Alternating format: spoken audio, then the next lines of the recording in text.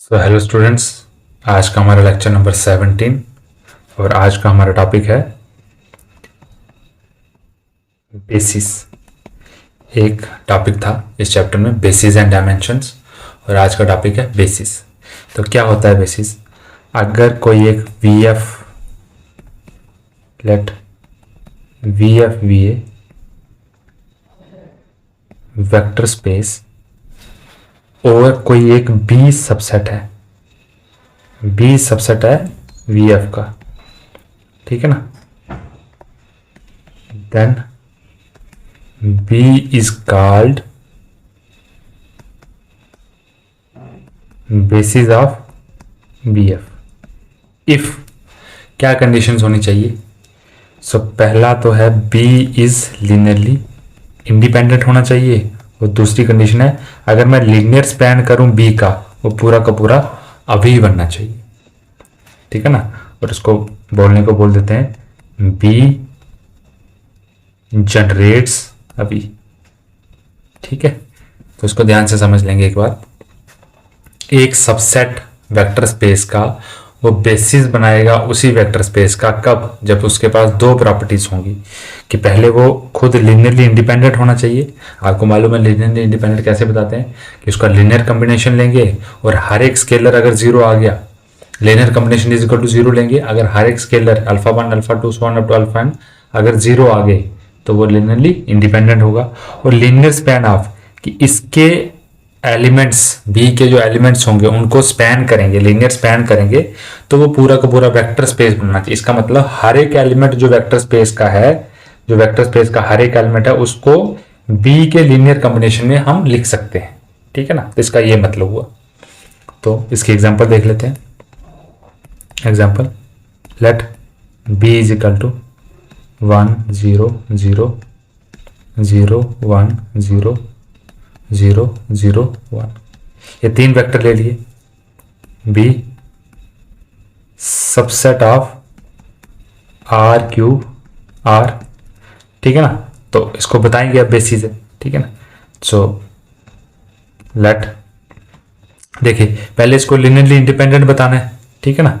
सो इसको linearly independent बताने के लिए हम A B C belongs to R, ठीक है ना। अल्फा बीटा गामा भी ले सकते हैं, ठीक है ना। तो इसका लीनियर कॉम्बिनेशन लेंगे दैट इज A इंटू, देखिए अल्फा बीटा गामा भी ले सकते हैं, A B C भी ले सकते हैं, जो भी आपकी इच्छा हो। 1 plus C 0 0 1 is equal to 0। हमने linear combination is equal to 0 ले लिया तो इसको अब सॉल्व करेंगे। This implies A 0 0 plus 0 B 0 plus 0 0 C is equal to 0. This implies A B C is equal to 0. अब इस 0 का मतलब हमें मालूम है, अगर ये वेक्टर स्पेस में है तो इस 0 को हम ऐसे लिख सकते हैं। This implies A B C is equal to 0 0 0। और अब कंपेयरिंग से क्या हो जाएगा? This implies A is equal to 0, B is equal to 0 और C is equal to 0. Therefore B is linearly independent, ठीक है ना। जिसके हमने स्केलर्स ले लिया उसका लीनियर कॉम्बिनेशन ले लिया और लीनियर कॉम्बिनेशन लेने के बाद हमने जो तीनों स्केलर्स थे उनको 0 बता दिया तो ये हो गया, ये लीनियरली इंडिपेंडेंट होगी, ठीक है।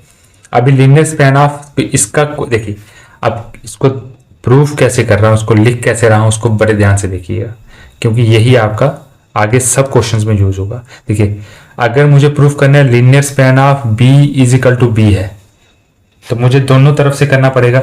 एक तो करना पड़ेगा linear span of B is a subset of B, ये तो ऑब्वियस है भाई, होता ही होता है। This is always true. क्यों? क्योंकि लीनियर स्पैन कैसे बनेगा? अल्फा 1 और इसका एलिमेंट है x1 प्लस अल्फा 2 x2। देखिए x1 किसका एलिमेंट है? B का, और वो इसका सबसेट है। B किसका सबसेट है? अभी का। अभी का सबसेट है तो x1 कहां पे? B में होगा। उसका जो भी अल्फा 1 x1 होंगे वो भी होगा, अल्फा 1 x2 भी होगा, अल्फा 2 x2 कर लीजिए, ठीक है ना। जो भी है सारे इनका प्लस भी होगा, इसका मतलब ये सारा का सारा तो इसमें होगा। तो इसको कहने का मतलब है कि ये जो लीनियर कॉम्बिनेशन है ये हमेशा LB जो हमेशा LB is always a subset of अभी, लेकिन इसका उल्टा जो है V is a subset of L B हमें करना है, तो इसके लिए हमें एक एलिमेंट कहां पे लेना है, यहां पे, ठीक है ना, ए बी सी ले लीजिए कुछ भी। ये अगर हम बी में लें और प्रूव कर दें ये एल बी में है तो हमारा रिजल्ट प्रूफ हो गया। देखिए कोई भी A B C alpha beta gamma, so let alpha beta gamma belongs to अभी, ठीक है ना। और अगर मैं इसको लिनियर कॉम्बिनेशन ऑफ उसमें लिख पाया, बी के एलिमेंट्स में लिख पाया, तो ये मेरा प्रूफ हो जाएगा। तो this implies alpha beta gamma is equal to, देखिए alpha 0 0 plus 0 beta 0 plus 0 0 gamma, और इसको कैसे, alpha into 1 0 0 plus beta into 0 1 0 plus gamma into 0 0 1, ये हो गया। और ये कहाँ का एलिमेंट हो गया, ठीक है ना। और ये कहाँ पे हो गया, बिलोंग्स टू एल बी। भाई बी के एलिमेंट्स कौन है, ये और ये, तो उसके लीनियर कॉम्बिनेशन में लिख दिया, अल्फा बीटा गामा आ गया, ठीक है ना। तो एल बी में हो गया, ठीक है ना। ऐसे ही तो होते हैं एलिमेंट, एल बी के लीनियर स्पैन में कैसे एलिमेंट होते हैं कि उनका लीनियर कॉम्बिनेशन बना हुआ आता है, किसके रिस्पेक्ट में, इसके वेक्टर्स के रिस्पेक्ट में। इसके वेक्टर्स कौन से थे, ये था, ठीक है ना, ये वेक्टर है इसका, ये वेक्टर है इसका, ये वेक्टर, तीन ही वेक्टर थे, तीनों वेक्टर के लीनियर कॉम्बिनेशन में मैं लिख पाया तो ये इसको बिलोंग कर जाएंगे, ठीक है ना। तो देयरफॉर उसका उल्टा तो पहले ही से था, मैंने बोल दिया उसका, ठीक है ना। तो दिस इंप्लाइज ये हो जाएगा each element of a V can be expressed as linear combination of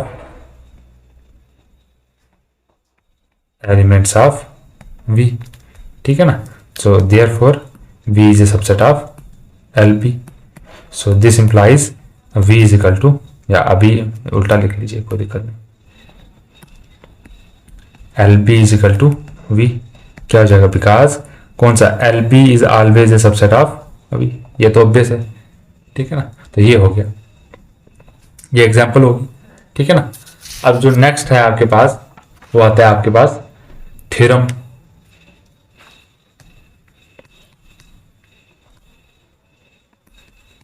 तो क्या कहती है theorem,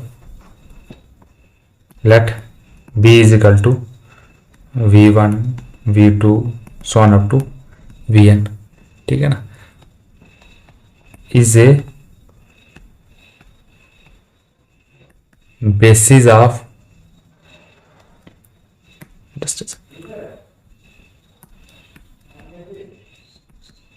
is a basis of a finite dimensional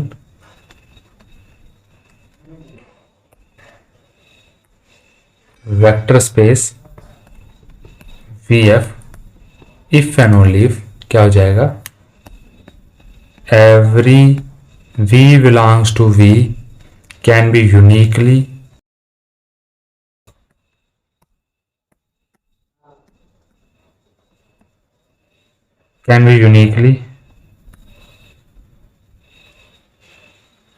expressed as a V is equal to alpha 1 V1 plus alpha 2 V2 plus so on plus alpha n Vn, ठीक है ना।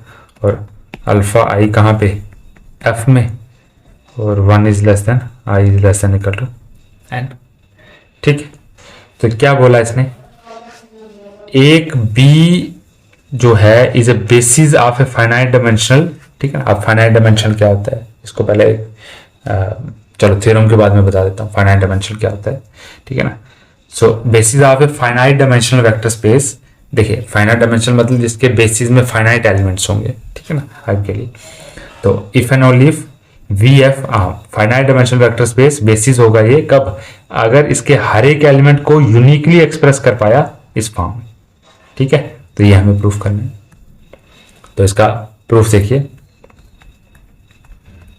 ठीक है। If and only if है तो दोनों तरफ से करना पड़ेगा, ठीक है ना। So B is equal to V1 V2 so on up to Vn, ठीक है ना। सो